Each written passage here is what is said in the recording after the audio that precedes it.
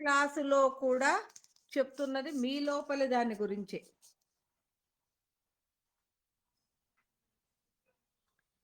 కాబట్టి మీరందరూ కూడా దాన్ని ఏదైతే చెప్పామో అది దాని గురించి ఆలోచించటం, హాయిగా ఒక క్లాసు విన్నామా, స్థూలం వరకు విన్నామా, కళ్ళు మూసుకొని పడుకున్నామా, నేనెలా ఉన్నాను స్థూలంగా అదే ఇప్పుడు సూక్ష్మంగా ఎలా ఉంది? ఈ స్థూలం గాదంట నాకు పని చేసేది.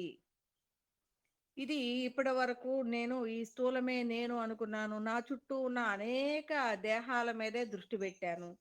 ఈ దేహాలు గాదంట పని చేస్తుంది. ఈ దేహాలలో ఉన్న ఆత్మస్వరూపాలంట, సూక్ష్మ దేహాలంట పనిచేస్తున్నాయి.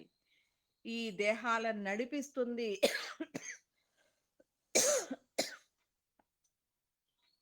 దానిని నడిపిస్తుంది ఆత్మస్వరూపము. దానిని మనలో ఉన్నదాన్ని సూక్ష్మ దేహాలుగా మనము అనుకుంటున్నాము.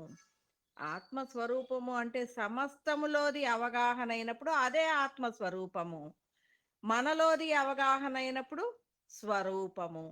సూక్ష్మ సూక్ష్మాన్ని అంటే సూక్ష్మమైన విషయాలు అంటే మన దేహం కంటే సూక్ష్మంగా ఉంటుంది కాబట్టి కంటికి కనిపించదు కాబట్టి సూక్ష్మ దేహము అన్నాము. స్వరూపము అంటే ఏంటి? ఆత్మ, ఆత్మ అనేది స్వస్వరూపంగా ఉంటుంది. అనేక స్వరూపాల సమాహారంగా అందులో ఒక చిన్న అంశాన్ని పట్టుకుంటే మన లోపల ఉన్న ఆత్మ స్వరూపాన్ని పట్టుకుంటే స్వరూపము అంటాం. అనేక స్వరూపాల సమాహారము అనేది కారణము, మహాకారణము, ఆత్మస్వరూపము అవుతుంది. కాబట్టి ఆ స్థితికి మనం ఎదిగినప్పుడు స్వస్వరూపాత్మకము. ఇప్పుడు స్వరూపాత్మకము. మన కంటికి కనిపించదు కాబట్టి ఈ దేహము దీని లోపలిది నడిపిస్తుంది, కంటికి కనిపించదు కాబట్టి మనము కొన్ని మాటల్లో సూక్ష్మదేహము అని కూడా సూక్ష్మంగా ఉంటుంది, కంటికి కనిపించదు. సూక్ష్మము అంటే చిన్నదని కాదు, కంటికి కనిపించదు అని. కాబట్టి ఆ మాటగా కూడా చెప్పుకుంటాం, జీవాత్మ అని చెప్పుకుంటాం. కాబట్టి ఎన్ని పదాలు వాడినా ఇది వేరు అది వేరు అనేది లేదు అనేది అర్థం చేసుకోండి. మనం మన చుట్టూ ఒక అవగాహన కొద్దీ ఒక్కొక్క పేరు పెట్టుకుంటూ ఉంటాం. అంటే ఇప్పుడు ఈ సూక్ష్మ దేహము అనేది అనేక విషయాలని, సూక్ష్మ దేహము అంటే మన మనస్సే. ఈ దేహాన్ని ఆవరించి ఉన్న మన మనసు, దేహమే నేను అనుకుంటున్న మన మనసు అనేది మీరు ఆలోచించుకోవాలి. ఇది ఏం చేస్తుంది? అనేక విషయాలను తీసుకొచ్చి ఈ దేహానికి చెప్తుంది. మీరు గమనించారో లేదో బాగా పని చేసుకుంటూ ఉన్నారు. బాగా. కాసేపటికి పని అనేది విసుగుపుడుతుంది. విసుగుబుట్టి అక్కడి నుంచి ఆ పని మానేసి ఏం జేస్తారు అంటే స్టవ్ ఆఫ్ చేస్తారు. వచ్చి టీవీ ముందు కూర్చుంటారు. టీవీ ఆన్ జేస్తారు. టీవీ గూడా ఒక్కొక్క ఛానల్ మారుస్తూ ఉంటే విసుగు పుడుతుంది. ఏది చూడాలనిపించదు. మారుస్తూ ఉంటారు. ఒక చోటకొచ్చేసరికి సడెన్‌గా ఆఫ్ చేస్తారు. అది చూస్తూ ఓహ్! ఈ ఈ ప్రోగ్రామ్ కోసం నేనెప్పటినుంచో చూస్తూ ఉన్నాను. ఏదైతే ప్రోగ్రామ్ నీకు నచ్చుతుందో ఆ ప్రోగ్రామ్ కోసం నేను దానికోసం ఒకసారి ఒక థాట్ రిలీజ్ చేసున్నాం. ఆ ప్రోగ్రామ్ ఇప్పుడు టీవీలో వస్తుంది. మీకు తెలీదు. మీకు ఎవరు చెప్పలేదు. కానీ పని చేస్తున్న మీరు ఆ పని మీద ఇంట్రెస్ట్ లేనట్టు అయిపోయి ప్రోగ్రామ్‌ని ఆపేసి వచ్చి అది పని ఆపేసి వచ్చి టీవీ ముందు కూర్చొని అప్పటికి ఇంట్రెస్ట్ లేదు. ఎందుకు అంటే మీకు కావాల్సిన ప్రోగ్రామ్ వస్తుందా? ఎక్కడొస్తుంది అనేది అలాంటిదేమీ మీకు తెలీదు. కానీ ఛానెల్స్ తిప్పుతూ ఉన్నారు. తిప్పుతూ ఉన్నప్పుడు ఒక ఛానల్‌లో మీరు ఎప్పటినుంచో ఎదురు చూస్తున్న ప్రోగ్రామ్ వస్తూ ఉన్నప్పుడు వెంటనే ఆశ్చర్యంగా భలే టైంకి పెట్టానే నేను. చాలా అద్భుతంగా పెట్టాను. మంచి ప్రోగ్రామ్ నేను ఎప్పటినుంచో ఎదురు చూస్తున్నాను దీనికోసం అని మనం చెప్పుకుంటాం. ఎందుకు అలా పెట్టాము? ఈ దేహము అనేది అక్కడున్న పని చేస్తూ ఉంది. కానీ నీ స్వరూపము, నీ సూక్ష్మ దేహము, ఆ మనసు అనేది నువ్వు ఎక్కడో తాటు పెట్టావు. ఇలాంటి ఇది కావాలి. దీని గురించి నాకు కొంత నాలెడ్జ్ కావాలి. దాని గురించి తెలుసుకోవాలి అన్న ఆలోచన ఇంతకు ముందు ఎప్పుడో చేసావు. అది దాని మీద ఒక లైన్‌లో అది నీ సూక్ష్మ దేహము అనేది ఆ విషయాన్ని తీసుకురావటము అనే థాట్‌లోనే ఉంది. ఎక్కడైతే టీవీలో ఆ ప్రోగ్రామ్ అదెక్కడో చోట చూసుద్ది. నువ్వు అనేక ఆలోచనలు చేసి ఉంటావు గదా! అనేక ఆలోచనలతో అన్ని మంది దగ్గరికి వాళ్ళ థాట్స్ అన్నీ తీసుకొస్తుంది నీకు. వాళ్ళ గురించి నువ్వు స్పందన ఏదైతే పెట్టావో, ఆ స్పందనకి ప్రతిస్పందనగా వాళ్ళ దగ్గర గూడా కదిలిస్తుంది. వాళ్ళ దగ్గర గూడా నిన్ను నీ విషయాలని కదిలిస్తుంది. మీరేమనుకుంటారు అంటే, మా అమ్మ నన్ను పట్టించుకోవట్లేదు, నా గురించి ఆలోచించట్లేదు అని. అదే మాట నీ నీ ఆలోచన అనేది నీ యొక్క స్వరూపము, నీ స్పందన అనేది అక్కడ ప్రతిస్పందనాత్మకంగా మీ అమ్మ గూడా గ్రహిస్తుంది. ఆ స్వరూపం గూడా గ్రహిస్తుంది. ఇదంతా గూడా ఏకత్వంగానే ఉన్నాం గాబట్టి ఇక్కడ స్పందన, అక్కడ ప్రతిస్పందన అయింది. ఆ థాట్ అనేది ఆమెకొస్తుంది. గ్రహించగలిగే శక్తి మనకి ఈ ఆత్మస్థితిలో జరిగే సూక్ష్మమైన విషయాలని గ్రహించగలిగే స్థితి మనకి లేదు. కానీ మన లోపల ఉన్న సూక్ష్మ దేహము అనేది ఆ థాట్‌ని గ్రహిస్తుంది. ఆ థాట్ అనేది మనకెలా వస్తుంది అంటే, మీరు కూడా అక్కడున్న అమ్మ గూడా పిల్ల నా గురించి తలుచుకోవటం లేదే, ఎట్లా ఉందో అని ఆ తల్లి గూడా అనుకుంటుంది. ఇక్కడ మనము ఒక థాట్, మన స్పందన ఉంది, మన ఆలోచన ఉంది. అక్కడ గూడా దానికి ప్రతిస్పందన ఉంది అనేది మనకి తెలీదు, వాళ్ళకి తెలీదు. ఎందుకంటే దాన్ని మనం పట్టుకోగలిగిన సూక్ష్మమైన స్థితిలోకి మనం ఎదిగి ఉండలేదు. చాలామంది గురువులు ఇంటికి రాగానే, మీ ఇంటికి రాగానే మీకున్న కష్టాలు, నష్టాలు, మీ చుట్టూ ఉన్న ఆలోచనలన్నీ వాళ్ళు వెంటనే ఆ సూక్ష్మమైన ఆలోచనలన్నీ అంటే ఆత్మస్థితిలో సూక్ష్మంగా ఎదిగిన వాళ్ళు, వాళ్ళు వెంటనే నువ్విది, నీ ఆలోచన ఇది, నీకిలాంటి పనుల కోసం ఆలోచిస్తున్నావు అని వరుసగా చెప్పేస్తూ ఉంటారు. ఆత్మస్థితిలో దర్శించగలిగిన వాళ్ళు, ఆత్మస్థితితో అవగాహన ఉన్నాళ్ళు, ఆ సూక్ష్మమైన విన్యాసాన్ని పట్టుకోగలిగిన వాళ్ళు చెప్పేస్తారు. ఇది అని. ఎలా అంటే వాళ్ళ సాధన అనేది అదయ్యుంది. ఆ ప్రయాణంలో సాధన. మనము గూడా ఈ ఆత్మ విన్యాసంలో ప్రయాణించేటప్పుడు ఇలాంటివన్నీ కూడా మనము గూడా సూక్ష్మంగా పట్టుకునే ఆత్మలో అనేక విషయాల సూక్ష్మంగా పట్టుకునే స్థితికి ఎదుగుతాం. ఎలా ఎదుగుతాము? మనకి రమణ మహర్షి గారు చెప్తూ ఉంటారు ఒక కథలో. రమణ మహర్షి గారి దాంట్లో ఒక అతను, కొత్త అతను రమణ మహర్షి గారిని టెస్ట్ చేయాలని అక్కడికెళ్లారు. ఎళ్ళినప్పుడు ఆయన ఎలాంటి ఆలోచనతో ఉన్నాడు అనేది రమణ మహర్షి గారికి తెలుసు. ఎందుకు అంటే ఆత్మస్థితిలో అతను కాన్షియస్‌గానే ఎదిగి ఉన్నారు. అతను రాగానే అతని చుట్టూ, అతని లోపల ఎలాంటి ఆలోచన ఉందో ఆయనకి తెలుసు. కానీ దాని గురించి ఏ గురువు పట్టించుకోరు. ఎందుకు అంటే, ఎవరు చాలామంది ఎదగవలసిన వాళ్ళు, దాని మీద దృష్టి పెట్టవలసిన వాళ్ళ యొక్క అనేక ఆలోచనలు వాళ్ళలో ఉంటారు. ఏమీ తెలియనప్పుడు నేను గూడా అలా ఉన్నవాడినే అనేది మనకి తెలుస్తుంది. కాబట్టి అతను టెస్ట్ చేయాలి అని అనుకున్నప్పుడు, ఈయన అది విని దాని గురించి ఆలోచన ఉంది అని తెలిసినా గూడా ఆయనేం పట్టించుకోలేదు. కానీ ఆ రోజు రాత్రి ఈయన నిద్రబోతూ ఉన్నాడు. ఈయన నిద్రబోతూ గురకబెడుతూ ఉన్నారు రమణ మహర్షి గారు. అతను రమణ మహర్షి గారి గదిలోకొచ్చి ఒక వస్తువుని తీసుకెళ్ళి, అతని కళ్ళజోడు గావచ్చు, ఇంకొకటి గావచ్చు, ఒక వస్తువుని తీసుకెళ్ళి తాను అక్కడ వేరే చోట పెట్టాడు. పెట్టిన తర్వాత మరుసటి రోజు రమణ మహర్షి లేసిన తర్వాత సత్సంగం జరుగుతూ ఉంది. సరే నిన్న రాత్రి నువ్వు ఆ వస్తువుని తీసుకెళ్ళావు గదా! అది తీసుకొచ్చి అక్కడ బెట్టు అని చెప్పారు. అదేంటి స్వామి, నేను తీసుకెళ్ళినప్పుడు మీరు గురకదీసి నిద్రబోతున్నారు గదా! అనన్నారు. నిద్రపోతుంది నా దేహము. నేను కాన్షియస్‌గానే ఉన్నాను. నేను ఎరుకగానే ఉన్నాను. నా ఆత్మ నేను మాత్రం చూస్తూనే ఉన్నాను అని ఆయన చెప్తారు. అంటే ఏంటి? దేహము అనే దాన్ని గూడా వేరుగా చూడగలిగిన స్థితికి ఆయన ఎదిగి ఉన్నారు. అంటే మనము మన స్థితి అనేది మనము ఈ సూక్ష్మమైన విన్యాసము అంటే స్థూల సూక్ష్మ కారణ మహాకారణం యొక్క అభేదాత్మకత.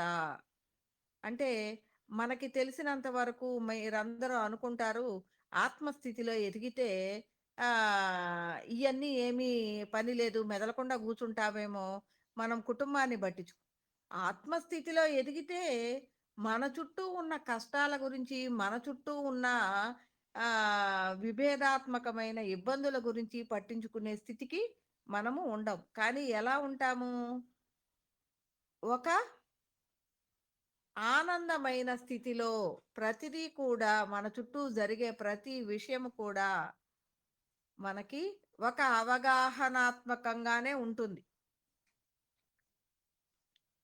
ఒక అవగాహనాత్మకంగానే ఉంటుంది. మన చుట్టూ జరిగే విషయాలు అనేది ఒకంత ఎదుగుతూ ఉన్న కొద్దీ ప్రతిదీ అవగాహనాత్మకంగానే అనిపిస్తూ ఉంటుంది. కాబట్టి మనకి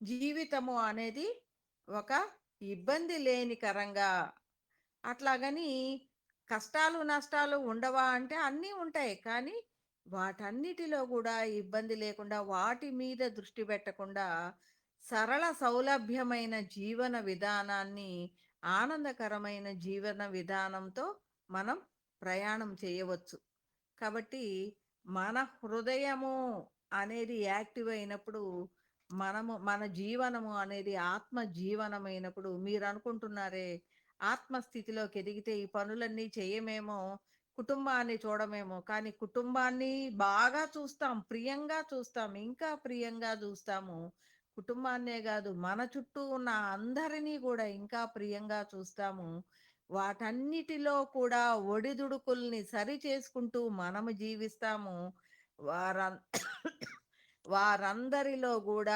ఒడిదుడుకులమయంగా ఉన్న వాళ్ళ జీవితాలను కూడా మనం సరిచేస్తాం ఎందుకు అనంటే ఎలా అంటే ఇప్పుడు మనము ఆత్మస్థితిలో ఎదిగి ఉన్నాం మనలో స్పందనలు అనేవి చుట్టూ ఉన్న అరిషడ్ వర్గాల త్రిగుణాల స్పందనలు అనేవి మన చుట్టూ ఉన్న వాళ్ళందరిలో ఉంటాయి ఎప్పుడైతే వాళ్ళు వాళ్ళ ఆలోచన స్థితిగతులు అనేది స్పందనలు అనేది అరిషడ్ వర్గాలతో ఉంటాయో వాటికి మనము ఆత్మస్థితిలో ఎదిగాం కాబట్టి మనం ప్రతిస్పందించం మన ముందు తిట్టినా మన ముందు ఇంకొకటి చేసినా మన ముందు సరే.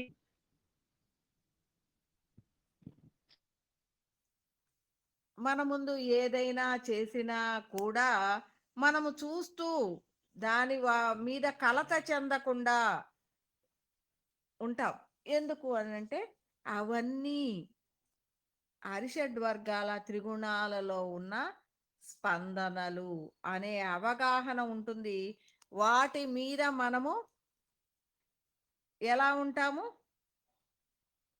కలత లేకుండా ఉంటాము మన ముందు రకరకాలైన విషయాలు మన ముందు జరుగుతున్నా వాళ్ళందరూ తప్పులు తడకలుగా మన గురించి ఆలోచిస్తున్నా మనని తప్పులు తడకలుగా దూషిస్తున్నా కూడా మన హృదయము అనేది ఎలా ఉంటుంది అంటే కలత లేనిదిగా ఉండగలగాలి అంటే అది కదలదు ఎలా ఉంటుంది నిశ్చల స్థితికి అది ఎదిగి ఉంటుంది కలత లేనిదిగా ఉండగలగాలి అలాంటి స్థితిలో ఉండే స్థితికి మనము ఆత్మ విన్యాసము నిన్ను నువ్వు తెలుసుకోవటం ద్వారా ఈ స్థూలంలో నువ్వు ఉన్నావు స్థూలంగా ఉన్న నీవు ఆ, ఆధ్యాత్మికంగా అయిపోగానే నేను పెద్ద గురువుని అయిపోయాను అని దేహాన్ని వదిలేస్తామా వదిలేయం దేహంలోనే ఉంటాం కానీ నీవు సూక్ష్మదేహంగా ఎలా ఉన్నావు కారణంగా ఎలా ఉన్నావు మహాకారణంగా ఎలా ఉన్నావు అనేది అభేదాత్మకత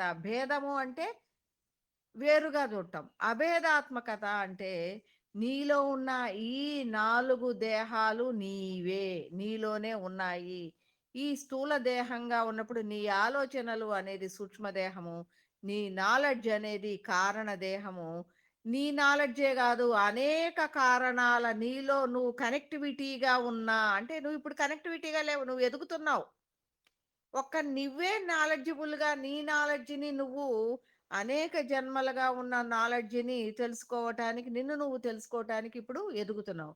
ఇలాంటి నిన్ను నువ్వు తెలుసుకున్నప్పుడు ఒక కారణంగా అవ్వాలి అంటే అనేక కారణాలతో గూడా దృష్టి పెట్టి ఇవన్నీ మనంగానే ఉన్నాయి. నేను అనేక అనుభవ జ్ఞానాల సమాహారము, అనేక జన్మలలో ఉన్న సమాహారము అనేది తెలుస్తూ సమస్తం గూడా అలాగే ఉంది అనేది తెలుసుకున్నప్పుడు కారణానికి ఎదుగుతాం. ఆ సమత్వ భావన కలిగినప్పుడు. ప్రియత్వ స్థితికి. అదే అనేక కారణాల సమాహారమైన జ్ఞానం కలిగి ఉన్నప్పుడు, అదే సమస్తము అనే దాని వైపు దృష్టి అనేది ఆ పరిపూర్ణత జ్ఞానాన్ని నీవైనప్పుడు నువ్వు మహాకారణ స్థితి అనేది కూడా నీలో ఒక భాగమై ఉంటుంది. మనము మహాకారణం అంటే ఆకాశం వైపు చూద్దాము, కారణం అంటే ఈ వైపుకి చూద్దాము, సూక్ష్మం అంటే ఆ వైపుకి చూద్దాము, స్థూలం అంటే నేను అని ఇది చూద్దాము అనేది ఆలోచనలు తీసివేయండి. అన్నీ కూడా ఒక్కటే. మనలో ఉన్న అనేకమైన మనం అమ్మగా ఎలా ఉంటాము, టీచర్గా ఎలా ఉంటాము, ఆ, అత్తగారిలా ఎలా ఉంటామో ఇవన్నీ మన పోస్టులు. కాబట్టి వాటన్నిటిలో ఉన్నప్పుడు మనమేమన్నా విడిగా ఉన్నామా? దేహంతోనే కలిసి ఉన్నాం. ఏ పోస్ట్ చేసేటప్పుడు ఆ పోస్టుతో కలిసిపోయి ఉంటాము. అలాంటి స్థితిలో అభేదాత్మకంగా ఉండి మనము స్థూల, సూక్ష్మ, కారణ, మహాకారణ స్థితిలో మనము ఇప్పుడు స్థూలంగా ఉన్నప్పుడు మనం ఇప్పుడు ఆధ్యాత్మికానికి వచ్చిన వాళ్ళందరూ గూడా కొత్తగా వచ్చిన వాళ్ళందరూ అని చెప్పను. కొంతమంది ఏమీ నాలెడ్జ్ లేని వాళ్ళు స్థూలము అంటే ఈ దేహమే నేను అంటూ ఎదుటి వాళ్ళ దేహాల వైపు చూసి వాళ్ళది వీళ్ళిది వీళ్ళు ఇలా ఉన్నారు వాళ్ళు అలా ఉన్నారు వీళ్ళు ఇలా మాట్లాడుతున్నారు వాళ్ళు అలా మాట్లాడుతున్నారు, ఆ, వాళ్ళ ఆలోచనలు సరిగా లేవు వీళ్ళ ఆలోచనలు సరిగా లేవు, ఇదంతా కూడా స్థూల దేహం యొక్క ఆలోచన. స్థూలంగా ఉన్న మనము స్థూలాన్ని దాటనప్పుడు ఇలాంటి స్థితిలోనే ఉంటాం. వాళ్ళు అలా అంటున్నారు, వీళ్ళు ఇలా అంటున్నారు, నేను అనుకుంటే ఇది జరగట్లేదు, నా వాళ్ళు చేస్తూ ఉంటే జరుగుతుంది, నన్ను వాళ్ళు ఒత్తిడి చేస్తున్నారు, నేను వాళ్ళని ఒత్తిడి చేస్తున్నాను, నన్ను వీళ్ళు ఇబ్బంది పెడుతున్నారు. ఇదంతా కూడా మనము స్థూలంగా ఆలోచిస్తూ ఉంటాం. వాళ్ళు నేను రెండుగా రకాలుగా అన్ని విడివిడిగా చూడటం. అదే సూక్ష్మానికి వచ్చేసరికి సూక్ష్మము అనేది కొంత నాలెడ్జిబుల్. ఈ దేహము నేను కాదు, ఈ దేహము నేను కాదు అనేది దాది గ్రహించగలిగిన స్థితికి మనము కొంత ఈ సబ్జెక్ట్ విన్న తర్వాత మీకు ఇంతకు ముందే వచ్చినా కూడా ఆనందమే. అయ్యో! ఈమేంటి ఇవాళ నా దగ్గరకు వచ్చిన తర్వాతే వచ్చింది ఈ నాలెడ్జ్ అనేది అనుకుంటుంటారు. అట్లా కాదు. నేను చెప్పేది ఏంటి అనంటే మీకు ఇంతకు ముందే అలాంటి నాలెడ్జ్ వచ్చిన వాళ్ళు కూడా ఉండి ఉండొచ్చు. చక్కగా ఎదిగి 25 ఇయర్స్ అనుభవం ఉన్న వాళ్ళు కూడా ఇక్కడ ఉన్నారు. కాబట్టి నేనెవరిని కించపరచను. అలాంటి విషయంగా ఆలోచించు. ఇప్పుడు ఇక్కడికి వచ్చేటప్పటికి సూక్ష్మ దేహ స్థితిలో సూక్ష్మ దేహము అనంటే నేను దేహము గాదు. నేను దేహము గాదు. నేను ఆత్మస్వరూపాన్ని అనేది కొంత నాలెడ్జ్. సూక్ష్మ దేహము కూడా మనోబుద్ధి స్థితులలో దేహము ఆలోచించినట్టే ఉంటుంది. దేహము ఆలోచనే తన ఆలోచనగా ఉంటుంది. కానీ కొంత నాలెడ్జ్ ఉన్న సూక్ష్మదేహం ఈ ఆత్మస్థితిలోకి మీరందరూ వచ్చారు. ఇక్కడ ఈ సబ్జెక్టు విని, ఓ ఈ సబ్జెక్టు స్వరూప స్థితిని, స్వస్వరూప స్థితిని, ఆత్మస్థితిని తెలియచేస్తుంది అంటూ మీ ఆలోచనలన్నీ కూడా ఆత్మస్వరూపం వైపు ఆలోచనలు పెడతాం. ఇప్పటి వరకు దేహంగా ఆలోచనలు పెట్టాం. ఇప్పుడు ఏం చేస్తాము? మనము సూక్ష్మదేహంగా ఎందుకు ఎప్పుడు సూక్ష్మదేహంగా మనం ఉండాలి అనంటే, ఎలా ఉండాలి అంటే, ఇప్పుడు దాకా నేను చెప్పాను గదా! మీరందరూ వాళ్ళలా, వీళ్ళిలా, వీళ్ళు ఆలోచించట్లేదు, వీళ్ళు నా గురించి అంటున్నారు, వాళ్ళు నా గురించి అంటున్నారు. వాళ్ళ ఆలోచనలు వాళ్ళు వాళ్ళ ఇళ్లలో ఇలా ఇబ్బంది పడుతున్నారు. అయి నా మీద పెడుతున్నారు. నేను వాళ్ళకి ఇది చేస్తున్నాను. వాళ్ళు వేరు, వీళ్ళు వేరు అన్న విధంగా ఉన్న మనము ఎప్పుడైతే ఈ సబ్జెక్ట్ వింటున్నామో, మన లోపల నుంచి ఆలోచించటం మొదలుపెడతాం. ఇప్పుడు దేహాలను చూసాం గదా! దేహాలు అనేవి మనకి ఇంకా కనిపించవు. ఏం కనిపిస్తాయి? ఆత్మ స్వరూపము. ఆత్మ స్వరూపము ఎలా ఉంది అని చెప్పాను? ఏకత్వంగా ఉంది. అనేక స్వరూపాల సమాహారంగా ఉంది.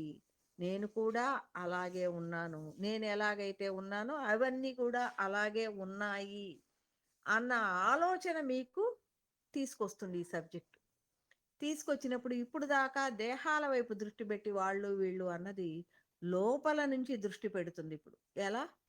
మనసు అనేది సైలెంట్ అవుతుంది. హృదయ స్థితి అనేది యాక్టివ్ అవుతుంది. హృదయ స్థితి యాక్టివ్ అయినప్పుడు అక్కడ హృదయము అనేది ఎలా ఉంది?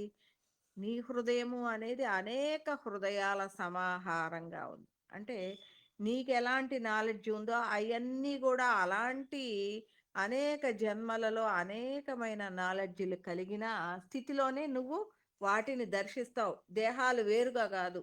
అవన్నీ నాలెడ్జబుల్ పర్సన్సే అన్న విధంగా దర్శిస్తున్న నీవు ఏమవుతున్నావు? నీ హృదయ స్థితి అనేది విభేదాత్మకము విభేదంగా ఉండే చూసే స్థితి నుంచి అభేదాత్మకంగా నేను వేరు కాదు వాటిలాగానే ఉన్నాను అనే ఆలోచన అనేది క్రియేట్ అవుతుంది. నీలో స్పందన అనేది ప్రియంగా నేను వేరు కాదు అనేది అహంకార రాహిత్యము, అహంకారము లేని స్థితిలో. ఎందుకు అంటే నేను వేరు నువ్వు వేరు అన్నప్పుడు అహంకారం వచ్చేస్తుంది. ప్రతి విషయంలో అహంకారం వస్తుంది. కానీ అహంకార రాహిత్య స్థితిలోకి మనము ఎదిగినప్పుడు మనము ఏకత్వ స్థితికి ప్రయాణం చేయటానికి మనము చుట్టూ ఉన్న అనేక స్వరూపాల సమాహారము అనేది ఏకత్వం అవ్వటానికి అది ఏకత్వంగానే ఉంది. కానీ దాన్ని అవగాహన చేసుకునే స్థితిలోకి మనం దృష్టి పెట్టి మనము అనేక స్వరూపాల వైపు దృష్టి పెడతాం. అందుకనే చెప్తాను నేను, మీరు గబగబా బయటికెళ్ళకండి. బయట విషయాల జోలికెళ్ళవద్దు. మనకి కంటికి కనిపించే వాటి వైపు దృష్టి తీసివేసి కంటికి కనిపించని ఆత్మస్థితి వైపు, నీ లోపలి వైపుకి నువ్వు దృష్టి పెట్టు. నీ లోపలి వైపుకి నువ్వు దృష్టి పెట్టు అనంటే, నేను చెప్పే విషయం ఎలా ఉంటుంది? నీ లోపలి వైపుకి అంటే, ఈ సబ్జెక్టే నీ లోపల ఉన్న ప్రతి విషయాన్ని తెలియచేస్తుంది. ఇంతకుముందు మీకు తెలియదు. నిన్ను నువ్వు తెలుసుకోవటం, నేను ఏంటో తెలుసుకో, నేను నిన్ను నువ్వు తెలుసుకో అని రమణ మహర్షి గారు గాని అందరూ చెప్తున్నారు. ఆ నిన్ను నువ్వు తెలుసుకునేది ఎలా ఉండాలి? ఏమై ఉంది? ఇదేంటబ్బా! ఎలా తెలుసుకోవాలి అనేది చాలా మందికి క్వెషన్ మార్క్‌గా ఉంది. ఆ నిన్ను నువ్వు తెలుసుకునేదే ఈ నేను అనేది ఎలా ఉంటుందో తెలుసుకునేదే, తెలియజేసేదే ఈ సబ్జెక్టు. కాబట్టి ఇలాంటి సబ్జెక్ట్‌లోకి మీరందరూ వచ్చారు కాబట్టి, మనము రెగ్యులర్‌గా దీని వైపు దృష్టి పెట్టి మీరందరూ ఫాలో అవుతూ ఉంటే, నేను చక్కగా సబ్జెక్టులో ఉన్న గొప్ప విషయాలనన్నిటినీ కూడా మీకు చెప్పగలిగిన స్థితిలోకి నేను గూడా వస్తాను. లేదంటే ఎక్కడ ఏసిన గొంగళి ఎలా ఉంది అంటే, అక్కడే ఉంది అన్న విధంగా ఉంటే సబ్జెక్ట్‌లో మనము వచ్చామా, పొయ్యామా అన్నట్టు గాదు. చక్కగా సబ్జెక్ట్ పట్టుకున్నామా అనేది పట్టుకోండి. ఎందుకు అంటే ఆహ్, ఎంతో చక్కగా పట్టుకున్న వాళ్ళందరూ చాలా చక్కగా దాని మీద నిలబడి ఉన్నారు మీ ముందు. కాబట్టి చాలా వరకు మీకు పట్టించే విషయంగా దీని మీదే దృష్టి పెడుతూ ఉండండి. మీకు పట్టించే విధంగా సబ్జెక్టు అనేది మీరు ఇప్పుడు వింటూ ఉండండి. దాన్ని మరలా క్లాస్‌కు రాబోయే ముందు ఇంకొకసారి వినండి. అంతవరకు చేస్తూ షట్చక్ర విన్యాసం చేస్తూ, గురు చరణం చేస్తూ ఉన్నప్పుడు మీ ప్రయాణము అనేది ఈ సబ్జెక్ట్ మీద దృష్టి పెట్టినప్పుడు ప్రతి విషయము అవగాహన అవుతుంది. ఎందుకు అంటే ఈ స్థూల సూక్ష్మ కారణ మహాకారణము అనేది వెరీ వెరీ ఇంపార్టెంట్. అది అర్థమైతే మీకు మొత్తం సబ్జెక్టు అర్థమవుతుంది.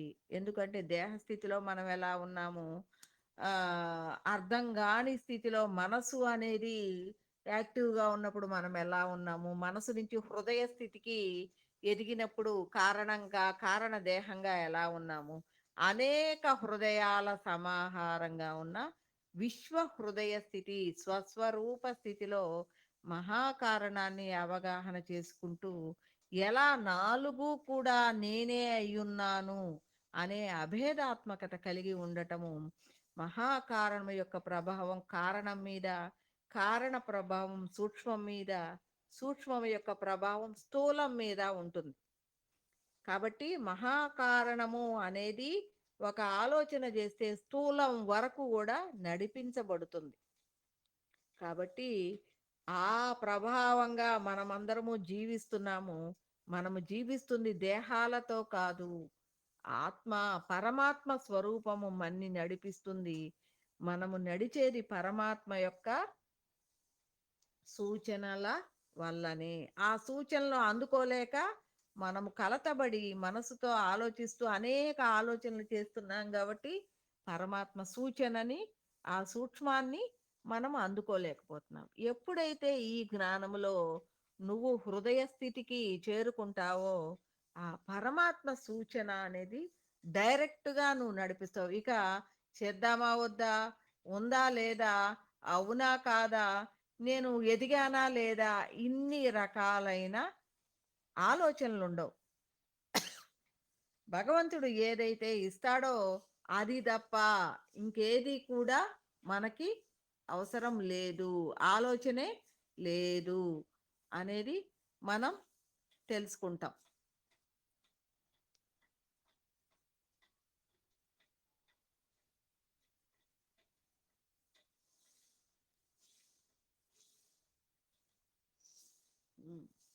ఇది స్థూల సూక్ష్మ కారణ మహాకారణం యొక్క అభేదాత్మకంగా మనం ఎలా ఉన్నాము, అదెక్కడో మహాకారణం పైనుంది, కారణం ఇంకొక పైనుంది, సూక్ష్మంగా నా దేహములో ఉంది, నేను వేరుగా ఉన్నాను అనే ఆలోచన చేయొద్దు.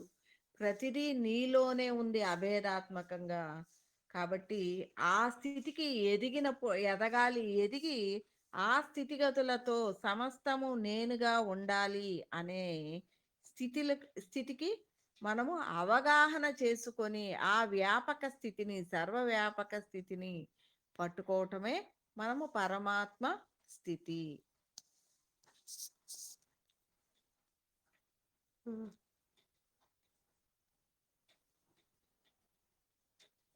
రాధా క్లాస్కి వచ్చావు ఇవాళ. లత గారు, కుమారి గారు కూడా అమ్మా ఉన్నారా? అమ్మా పక్కన కొత్త వాళ్ళు కూడా ఉన్నారమ్మా. వాళ్ళ కోసమా ఈ క్లాసు చెప్పించుకున్నారు? కాదమ్మా, పెట్టుకోకుంటే ఈ పక్కన క్లాసు అమ్మా. ఈ ఆలోచన అనేది ఈ క్లాస్ ఎందుకు వచ్చిందా అబ్బా అనుకున్నాను. మేము కొత్త వాళ్ళు కూడా విన్నారనమాట ఈ క్లాసుని. బాగుందా? అదే వాళ్ళకి చెప్పాము ఇట్లా. సార్ కూడా టూకీగా చెప్పాడులే మొన్న, స్థూల మహాకారణం అని. ఇప్పుడు అమ్మ డీటెయిల్ గా చెప్తుంది కదా, సారు అలా కొంచెం టూకీగా చెప్పాడు కదా, దాన్ని అమ్మ డీటెయిల్ గా తీసుకొస్తుంది అని చెప్తా, వినండి అని చెప్పి అందరు కూర్చోబెట్టుకోవాలి. కలిసి వింటున్నారు. Very good. వింటున్నామమ్మా. ఎంతసేపటి నుంచి యాడ్ అయ్యారు? ఇప్పుడే 10 నిమిషాల నుంచి అమ్మ. ఓకే ఓకే, సరే. ఇవాళ ఎగ్జామ్ ఉండింది. ఉమ్, కోర్స్ అయిపోయి ఎగ్జామ్ రాసి ఇప్పుడే భోజనం చేసి వచ్చాం. ఓకే. అయితే ఇక 9:49కే పడుకోవాలిగా. ఇవాళ లాస్ట్ రోజుగా అమ్మా, అందుకని ఫ్రీ ఇచ్చారా? వీళ్ళందరూ న్యూటన్ గారి క్లాస్కి వెళ్ళారండి. ఏమంటారు, వికారాబాదా? వికారాబాద్ దగ్గరమ్మా, అక్కడి నుంచి 15 కిలోమీటర్లు. నాగసానిపల్లి. నాగసానిపల్లెలో న్యూటన్ గారి క్లాస్కి 10 రోజులు అక్కడే ఉండి స్వాధ్యాయము, ఇవి సజ్జన సాంగత్యము, అక్కడున్న మెడిటేషన్స్, ఇవి వాటిట్లో చక్కగా ఈ ఇంటి వాతావరణం నుంచి ఒక ఆశ్రమ వాతావరణానికి వెళ్ళినట్టుగా ఉంటుంది అని వీళ్ళందరూ కూడా, ఇందులో ముగ్గురు, లతగారు, కుమారి గారు, రాధగారు వెళ్ళారు. వాళ్ళందరి అనుభవాలు అక్కడి నుంచి వచ్చిన తర్వాత మనం కూడా తెలుసుకొని ఎంజాయ్ చేద్దాం. ఉమ్, అది. ఓకేమ్మా. ఓకేమ్మా. సరే, ఓకే, నెక్స్ట్ మనం క్లాస్లోకి వెళ్దాం. ఉమ్.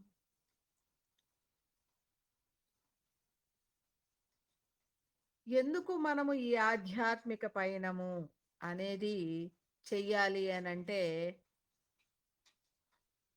ఆధ్యాత్మికము అంటే ఆత్మ అధ్యయనము.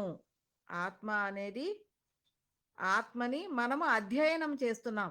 ఈ దేహముతో కూడి ఆత్మ అధ్యయనం చేస్తున్నాం. ఎందుకు ఇదంతా ఎందుకు చేయాలి అంటే, ఉన్నది అదే, సమస్తములో ఉన్నది అదే. ఈ దేహము కాదు శాశ్వతమైనది, ఆత్మే శాశ్వతమైనది. ఆ దాని యొక్క జనన మరణాల యొక్క స్థితి ఎందుకు వస్తుంది, ఈ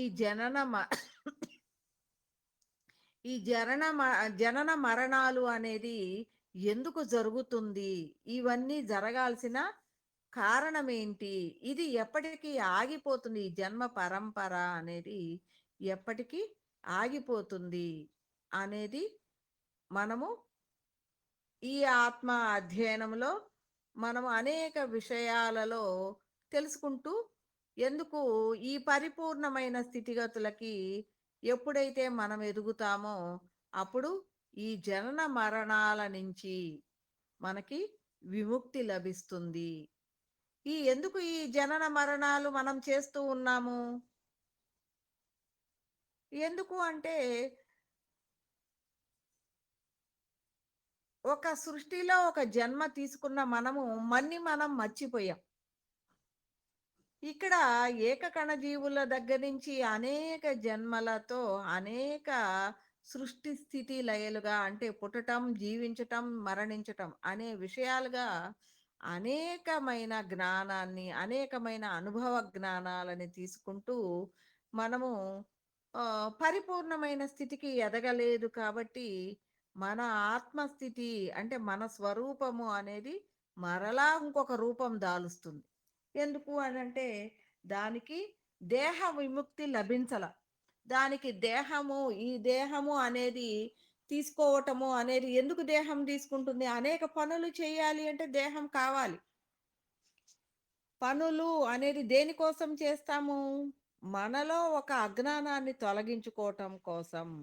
అనేకమైన పనులు చేయటం ద్వారా అనేకమైన విషయాలని తెలుసుకుంటూ, అనుభవ జ్ఞానాల ద్వారా విషయ జ్ఞానాన్ని తెలుసుకొని మనము మరొక జన్మలోకి ప్రయాణం చేస్తూ ఉన్నాం. ఎప్పుడు పరిపూర్ణమైన జన్మలలోకి వెళతాము అనంటే, మనము ఇదైన మార్గములో ప్రతి ఒక్కటి కూడా అనుభవాత్మకంగా తెలుసుకుంటున్న మనము అనేకమైన అనుభవాత్మకంగా ఉన్న సత్పురుషులు, గురు పరంపరలు, సమస్తములో ఉన్న అనేక హృదయ విన్యాసము చేసే స్వరూపాలు, స్వస్వరూపాలు, అనేక గురు పరంపరలే మన కోసం వేచి చూస్తూ ఉన్నాయి. అంటే వాళ్ళందరూ మనకంటే కూడా ఎన్నో జన్మలుగా పరిపూర్ణమైన అవగాహనలతో, సృష్టి స్థితి లయ యొక్క విన్యాసమే వారైన అవగాహనతో ఉన్నారు. కాబట్టి మనం ఏమవ్వాలి, మనము కూడా అలాంటి పరిపూర్ణమైన అవగాహన చేసుకొని ఉన్నప్పుడు మన కాన్షియస్ ఇక్కడ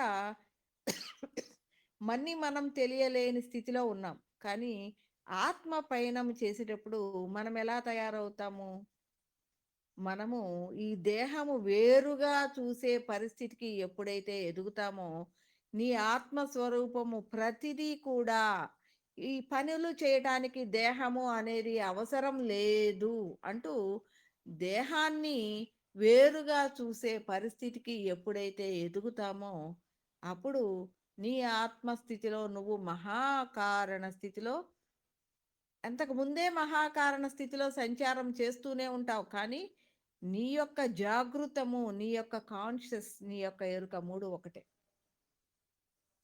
ఆ స్థితిలో నువ్వు దానితో కనెక్టివిటీగా ఉంటావు.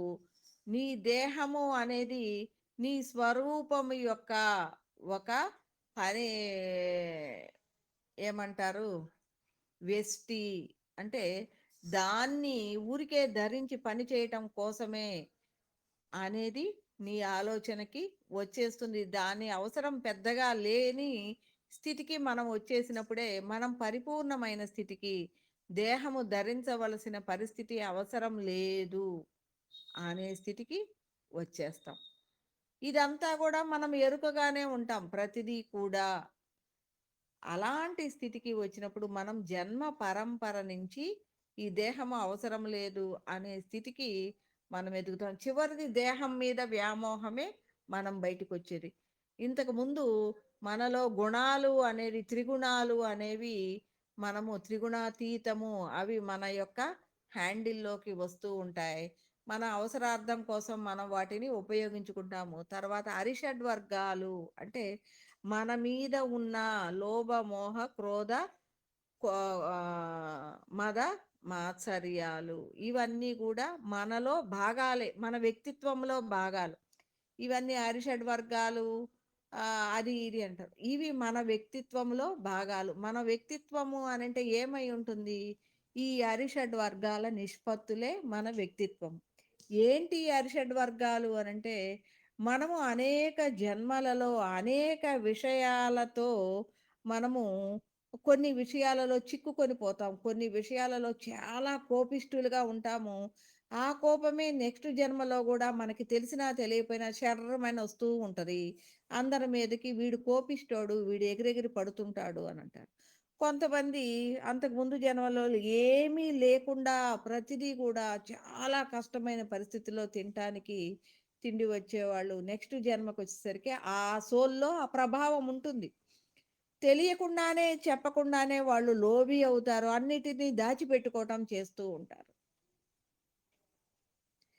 అలాగే అంతకుముందు జన్మలలో దొంగతనాలు చేస్తూ వాటి మీద పరిపక్వమైన జ్ఞానం లేని వాళ్ళు నెక్స్ట్ జన్మలలో కూడా వాళ్ళకవసరమైనప్పుడు వాటిని తీసుకోవటానికి వెనుకాడకుండా దొంగతనాలు చేస్తూ ఉంటారు. ఎప్పుడైతే దాని మీద అవసరం లేదు అనే స్థితి, ఆ అవగాహన వస్తుందో అప్పుడు అక్కడ మనము ఆధ్యాత్మికం చేస్తే తేలికగా మనము మన మీద ఉన్న ప్రభావాలేంటి? మనలో ఉన్న లోపాలేంటి? మనము ఎలాంటి వాసనలతో మనము కలిగి ఉన్నాము? అనే ఆలోచన మనకి ఎదిగే కొద్దీ అవి మన మీద వాసన ఉన్న ప్రభావాలు తెలియచేస్తూ పోతూ ఉంటాయి. అలాగే ఆధ్యాత్మికం చేయకపోతే కర్మలుగా మన్ని పీడించి పోతాయి. ఊరికనే బావు. ఇప్పుడు ఒక లోభత్వం పోవాలి అంటే మన పిల్లలందరూ గూడా మన్ని సావదీసి, సావగొట్టి మన మీద రకరకాలుగా ఇబ్బందులు పెట్టి, మనకి ఆ డబ్బులున్నా గూడా మనకి ఏమీ జరగకుండా, మన్నెవరు చూడకుండా మన్ని నానా ఇబ్బందులు పెట్టి వృద్ధాప్యంలో గూడా చాలా ఇబ్బందులు పెట్టినప్పుడు, ఆ డబ్బులు ఉన్నా గూడా నాకేమీ జరగటం లేదు. నేను సుఖంగా లేను. ఇంత కర్మ నాకేం వచ్చింది? అంటూ బాధపడుతూ ఈ డబ్బులు నాకు అవసరం లేదు. కావాల్సింది డబ్బులు గాదు. ప్రియత్వము. అందరి మీద ప్రియత్వాన్ని కలిగి ఉన్నప్పుడు ఈ డబ్బులు అనేది అవసరం లేదు అనే ఆలోచనని అంత పీడించే వరకు వస్తుంది. అదే నిజంగానే ఆధ్యాత్మికం జేస్తే నేను అంటే అనేక స్వరూపాల సమాహారంగా ఉన్న జ్ఞానం నీవయ్యావుగా. ఎప్పుడైతే నువ్వు ఎదుగుతున్నావో అప్పుడేమయ్యావు? అనేక స్వరూపాల సమాహారంగా ఉన్న జ్ఞానం నీవయ్యావు. అప్పుడు ఇలాంటి జ్ఞానం అనేక స్వరూపాల నుంచి నీకు అందుతుంది.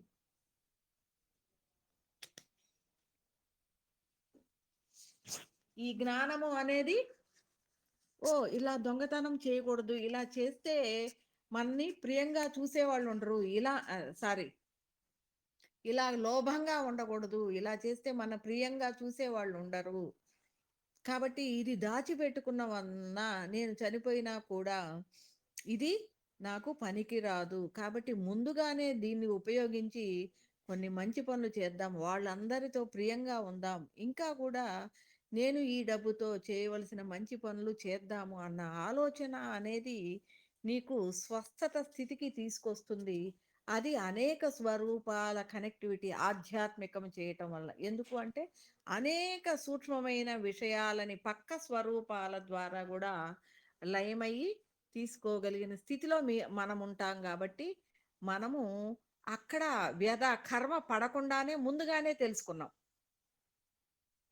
అక్కడ కర్మ లేకుండానే, వ్యధ పడకుండానే ముందుగా తేలికగా ఆధ్యాత్మికం చేయటం వల్ల అది తెలుసుకొని మనం మార్చేసుకున్నాం.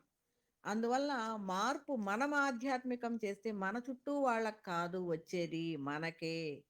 కాబట్టి మనము ఆధ్యాత్మికం చేస్తున్నప్పుడు మన స్పందన అనేది చక్కగా ఉంటుంది. ప్రతిస్పందనాత్మకంగా వాళ్ళందరూ కూడా గుణాలలో ఉండి అరిషడ్వర్గాలలో దేహముతో స్పందించినా కూడా మన లోపలది ప్రతిస్పందించదు. కాబట్టి వాళ్ళందరూ ఇబ్బంది పెట్టినా కూడా మన ఆలోచన అనేది మనని ఇబ్బంది పెట్టకుండా, దాని వైపు దృష్టి లేకుండా మన పని మనం తేలికగా ఆలోచనగా మనం చేసుకొని పోతూ ఉంటాం.